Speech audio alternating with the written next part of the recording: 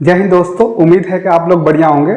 आज हम लोग भूतकाल में ऐसे सेंटेंसेज होते हैं जिनसे अधिकार या संबंध दिखाया जाता है उसके बारे में पढ़ेंगे। जैसे हम लोग कहते हैं कि हमारे पास बहुत पैसा था, वह गाड़ी रखता था, उन लोगों के पास किताबें थी। ऐसे सेंटेंसेज को हम लोग कैसे ट्रांसलेट करेंगे अंग्रेजी में, आइए हम लोग देख लेते हैं। अगर भूतकाल में अधिकार या संबंध का भाव व्यक्त करना हो, भूतकाल में अधिकार और संबंध का भाव व्यक्त करना हो तो सबसे आसान चीज होता है, हम लोग सब्जेक्ट लिखते हैं, हैड लिखते हैं, फिर हम लोग हैड के बाद से अदर वर्ड्स लिख देते हैं जो भी आता है। आपके सामने सेंटेंसेस है, मेरे पास किताबें थी, यहाँ पे अधिकार का भाव व्यक्त किया जा रहा है। तुम किताब रखते थे, अधिकार का भाव व्यक्त किया जा रहा है। तुम्हें किताबें थी, यहाँ भी अधिकार का भाव व्यक्त किया जा रहा है। तीनों सेंटेंसेस का मतलब एक ही है कि तुम्हारे पास किताबें थी, उस बात को कही जा रही है, तीन अलग अलग तरीके से कही जा रही है। तीनों सेंटेंसेस का एक ही तरह से अनुवाद होगा, यू had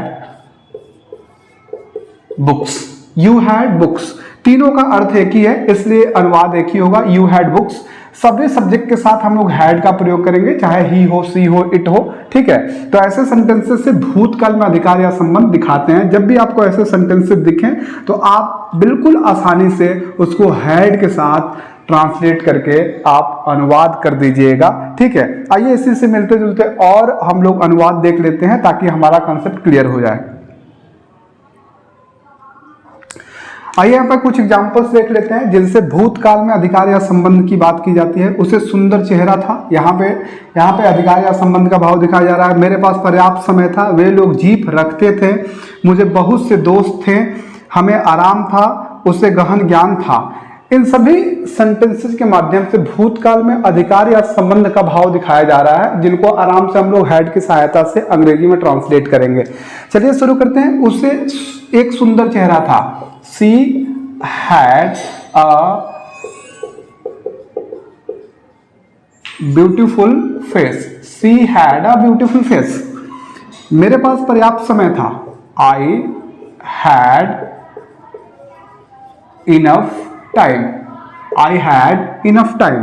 वे लोग जीप रखते थे, they had a jeep, they had a jeep. मुझे बहुत से दोस्त थे, I had a lot of friends. हमें आराम था, वी हैड कंफर्ट। उसे गहन ज्ञान था, he had deep knowledge, he had deep knowledge। तो आप देख रहे हैं कि had के माध्यम से कैसे हम लोग भूतकाल में अधिकार या संबंध दिखाने वाले सेंटेंसेस को आसानी से अनुवाद कर पा रहे हैं। आई होप आपको चीजें समझ में आ रही हैं।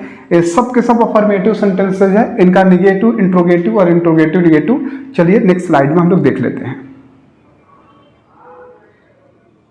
आइए यहाँ पे कुछ हम लोग निगेटिव इंट्रोगेटिव और इंट्रोगेटिव निगेटिव सेंटेंस देख लेते हैं और प्रश्नवाचक शब्दों का प्रयोग करके हम लोग सेंटेंसेस देख लेते हैं। तुम्हारे पास कुछ नहीं था, ठीक है, ये निगेटिव सेंटेंस है। तुम्हारे पास कुछ नहीं था, you had not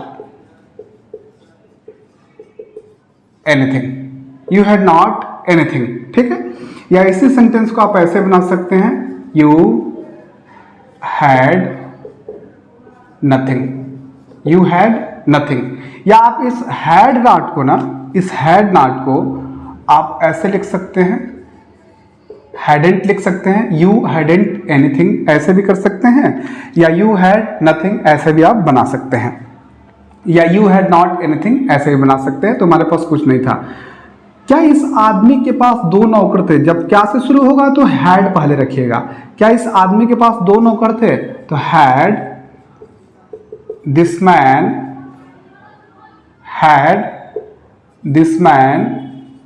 to servants, had this man to servants. क्या वह उजला घोड़ा नहीं रखता था? क्या से शुरू होगा तो हैड लगाइएगा।